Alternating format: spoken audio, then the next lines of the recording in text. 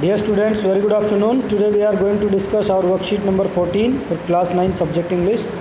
Today's worksheet is about grammar topic determiners. Determiner, a word placed before a noun to provide information about something specific or particular. तो आपका जो determiners होता है वो क्या है, वो एक वर्ड है जो किससे पहले लगाया जाता है, एक नाउन से पहले प्लेस किया जाता है और उस नाउन की वो स्पेसिफिक उसके बारे में इंफॉर्मेशन देता है। और आपके जो टाइप्स ऑफ डिटर्मिनर्स हैं, types of determiners are, just a second, image ठीक नहीं आ रही, आप देखते हैं।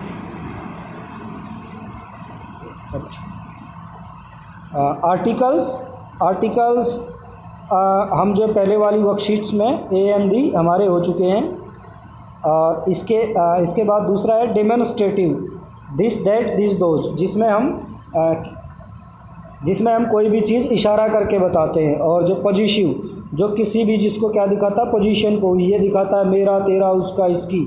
और क्वांटिफायर्स ये मात्रा बताता है। और न्यूमेरियल्स और जो ऑर्डिनल्स 1 2 3 4 5 6 7 ये न्यूमेरियल्स होते हैं। फर्स्ट सेकंड थर्ड फोर्थ ये हमारे होते हैं ऑर्डिनल्स।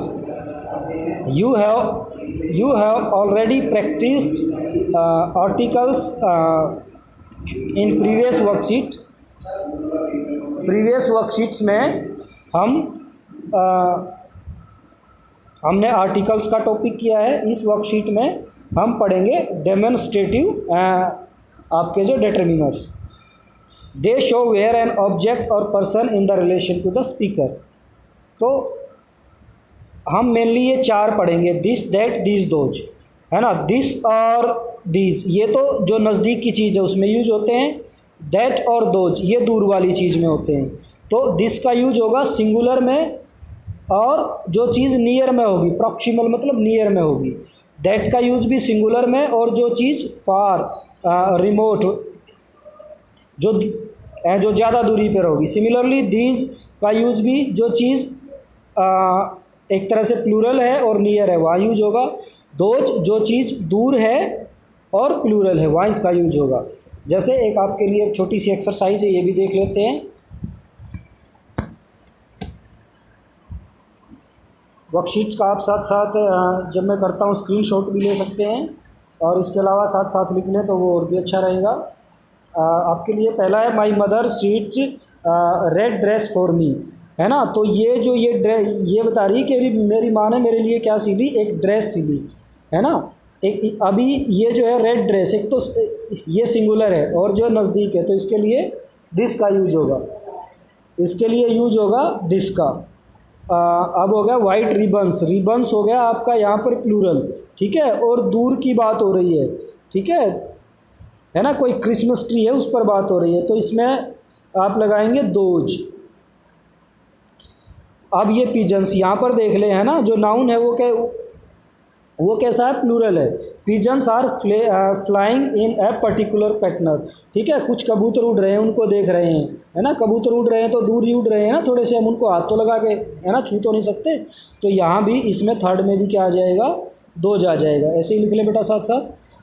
फोर्थ में है Ravi left his cricket bat under.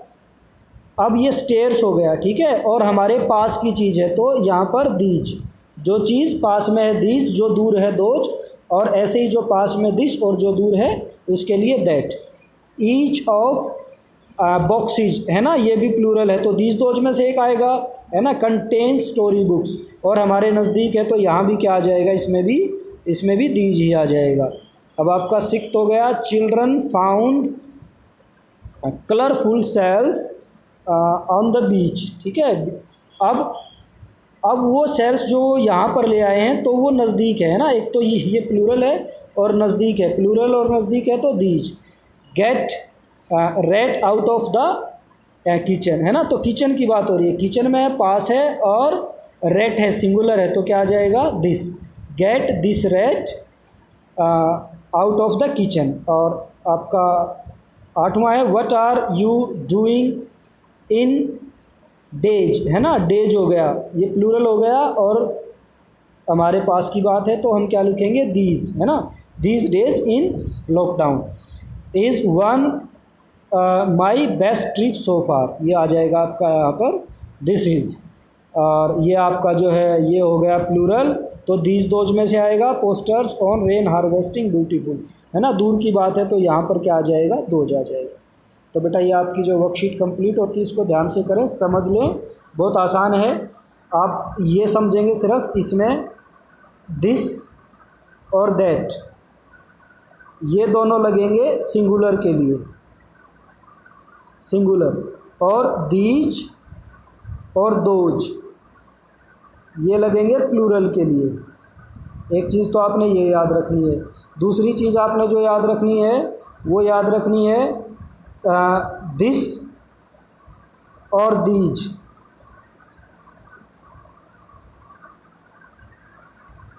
That और दोज,